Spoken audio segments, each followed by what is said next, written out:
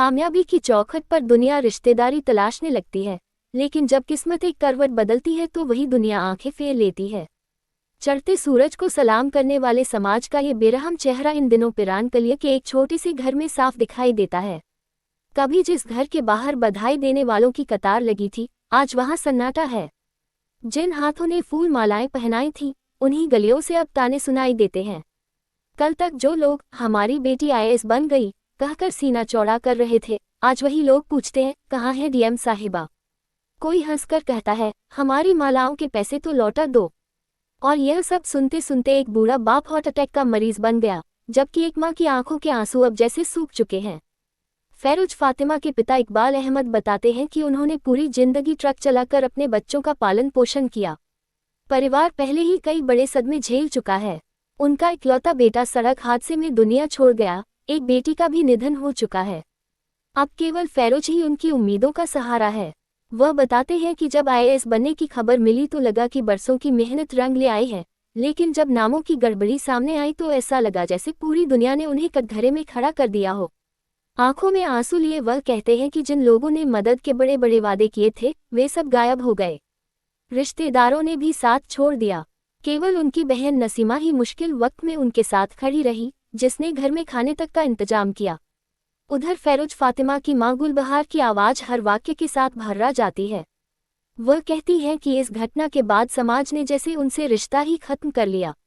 बाहर निकलते ही ताने सुनने पड़ते हैं। बच्चे तक चिल्लाते हैं कहाँ है डीएम साहिबा, हमारी मालाओं के पैसे दे दो। वह आरोप लगाती है कि इन तानों ने उनके पति को बीमार कर दिया। कई बार घर में दवाइयों के पैसे तक नहीं रहे। कई दिनों तक रसोई में चूल्हा जलाना भी मुश्किल हो गया। वह रोते हुए कहती है कि कभी कभी जिंदगी से ही हार जाने का मन करता है, लेकिन फिर बेटी की मेहनत और उसके सपनों का ख्याल उन्हें संभाल लेता है। ये कहानी सिर्फ फैरोज फातिमा के परिवार की नहीं है, बल्कि उस समाज का आईना भी है जो इंसान की इज्जत उसके संघर्ष से नहीं, उसकी सफलता से करता है। कामयाबी दिखे तो लोग रिश्तेदार बन जाते हैं, लेकिन मुश्किल वक्त आए तो पहचानने से भी इनकार कर देते हैं। फूल चढ़ाने में सबसे आगे रहने वाले लोग अक्सर आंसू पोंछने के समय सबसे पीछे खड़े दिखाई देते हैं। हम आए उस समय तो हमारी बच्ची के साथ सब थे। कोई फूल बरसात, कोई माला बरसात। जब ये पता चला कि फैरोज फातिमा का नंबर नहीं आया, उसके ऊपर गंदी गंदी कमेंट करने लगे और हमारी से बिल्कुल रिश्तेदारी भी खत्म कर दी। हमसे बिल्कुल बोलना बंद कर दिया हम लोगों ने। आते जाते बच्चे गए कहाँ है डीएम, और डीएम साहब कैसे है, मुझे भी डीएम और डीएम साहब कैसे हो, ठीक हो तुम। आते जाते बच्चे रिश्तेदार से ये कहते कहाँ वो हार माला। अभी 4-5 दिन की बात होगी, एक लड़का है पानी देता है मुकने का, उसने मुझे कहा कहाँ वो हार वार भी गिरवा के कहाँ चली गई, अरे तुम्हारी लड़की तो बहुत खराब है। मेरे मुंह पे कह के चला गया, मुझे कुछ नहीं कह गई, क्योंकि गलती है भाई, पढ़ाया बच्चे को मैंने। महीना नहीं हुआ, अगली बार हो जाएगा उसका। लेकिन भाई गांव के लोग अच्छे नहीं है, उन्होंने हमसे मुंह मोड़ लिया, बिल्कुल मुंह मोड़ लिया। हमारे मालिक, मेरा आदमी इतना बीमार है, सिर्फ मेरी एक नंद है वो मुझे देखती है, खाना वगैरह भी बेचती है हमारे लिए। पूरा 1.5 महीना हो गया उन्हीं के घर से हमारा खाना आता है। अब 1-2 दिन से हमारा उनके घर से खाना नहीं आ रहा। हमारी स्थिति इतनी खराब हो गई भाई, हम क्या बताएं जी। अभी पिछले 10 तारीख को मेरा नंदोत्तर शादाब है, उसने चंदा इकट्ठा किया और राजीव गांधी हॉस्पिटल में मैं अपने आदमी की दवाई लेने गई, क्योंकि इनके हार्ट के 2-3 अटैक एक ही दिन आए। क्योंकि गांव वाले रिश्तेदार क्योंकि उल्टे सीधे बातें कह रहे थे, इनको बर्दाश्त नहीं हुई, एकदम से हमको लेके भागे। बेचारे ने हमें 4,800 रुपए ला के दिए इकट्ठे करके, फिर हम दिल्ली गए, वहां से दवाई लाए। अगर बताओ उस हमें पैसे ना ला के देते हम तो दवाई भी ना आती, क्योंकि हमारे पास कुछ काम नहीं है, कारोबार नहीं है। फूल चद्दर की दुकान फिर ली मैंने किराए पे भी, अच्छा मेरा कुछ काम चल जाए, अपने मालिक क्यों कर दूं मैं, लेकिन इससे भी कुछ नहीं हो रहा, क्योंकि मेहमान नहीं आ पा रहे यहाँ। मेरे पे किराया होगा, मेहनत करूंगी, किराया दूंगी भाई, क्योंकि मेरे पास और कोई सहारा नहीं है। अब मैं टूट गई, बिल्कुल हो गई। क्योंकि अगर फैरोज फातिमा आईएएस बन जाती तो उनकी बेटी थी, बहन थी, सब कुछ थी। लेकिन अगर वो नहीं बनी तो उनकी कुछ नहीं है। वो कहती है फैशन करती है, पढ़ी नहीं, मैं कब करा, उसने तो ये करा, ऐसे गंदे गंदे भद्दे भद्दे कमेंट करते थे फोन पर। बहुत तकलीफ होती है, बहुत तकलीफ होती है भाई। इससे बढ़िया तो जहर खा ले, आत्महत्या कर ले हम, ना होंगे ना कोई हमसे कहेगा। सब ने मुंह मोड़ लिया, बड़े भाई सब ने मुंह मोड़ लिया, खुदा के अलावा कोई नहीं। सब ने मुंह मोड़ लिया, हमसे कोई हमें देखता नहीं। हम इनका भाई है, एक तस्लीम है, वो तो हमें आज तक पूछने भी नहीं आया कि कहाँ चाचा, कहाँ चाची, कहाँ पड़े, तो अटैक आने के बाद भी नहीं आया, बिल्कुल नहीं आया, कोई नहीं हमें देखता आके बिल्कुल भी।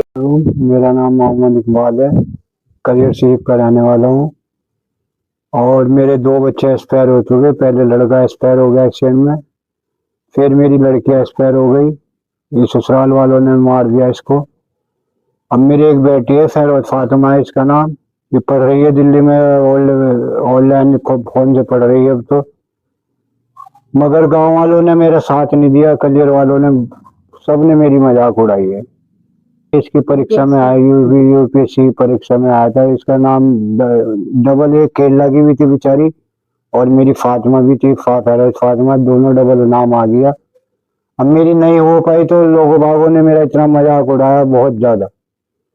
सिर्फ एक मेरी बहन है जिनने मेरा मजाक नहीं उड़ाया, मेरी बहन नसीमा इसका नाम, जिसने मेरा अब तक भी बेचारी ने साथ दिया है और अब तो आगे इसके बच्चों की जिंदगी लगे। सादाब ने बेचारे ने मेरे को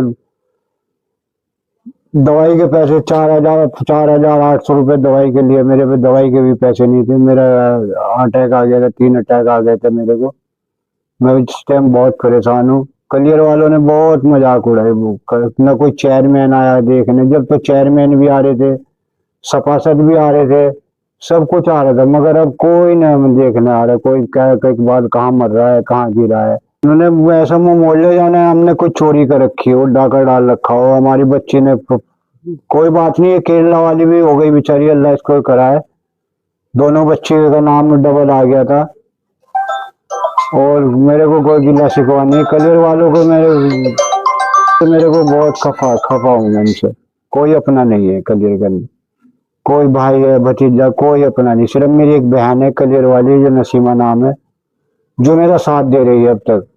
अब जब मैं बीमार हुआ, जब क्या नाम दिल्ली राजीव गांधी हॉस्पिटल में मेरे वाल गिरी है दिल की, अल्लाह के घर से बच के आया हूँ। और अब पैर में और हाथ में पार्किंसन हो गया, दिक्कत है बहुत ज्यादा, चला नहीं जाता, काम नहीं करा जाता, खाने की भी परेशानी है, बहुत ज्यादा दिक्कत है। बस अल्लाह को पता कि मेरे को पता, कोई साथ नहीं, सिर्फ मेरी बहन के अलावा कोई साथ नहीं है।